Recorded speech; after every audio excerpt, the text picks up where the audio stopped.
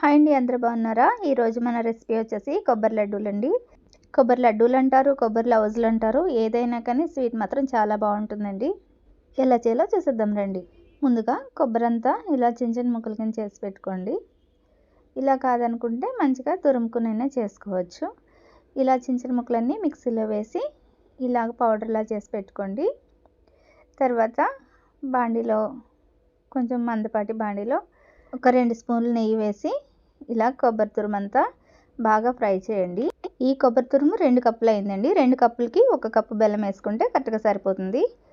చూసారా, ఈ బెల్లం ఇలా డైరెక్ట్గా వేసేసి ఇలా కలుపుతూ ఉన్నప్పుడు మంచిగా వేడికి బెల్లం అంతా కరిగిపోయి మనకి ఉండ కన్సిస్టెన్సీ వస్తుంది అనమాట. ఒక 2 ఇలాచీ దంచి వేసేసేయండి, మంచి ఫ్లేవర్ఫుల్గా ఉంటుంది. అంతేనండి. ఈ కడాయికి వదిలేస్తుంది అన్నప్పుడు తీసేసి కొంచెం చేతికి పట్టుకోగలిగినంత వేడి ఉన్నప్పుడు ఉండలు చేసుకుని పెట్టుకోండి. చాలా ఈజీగా, ఎంతో టేస్టీగా, హెల్తీగా కొబ్బరి లడ్డూలు రెడీ అయిపోయినాయండి. వీడియో నచ్చితే లైక్ చేసి షేర్ చేయండి.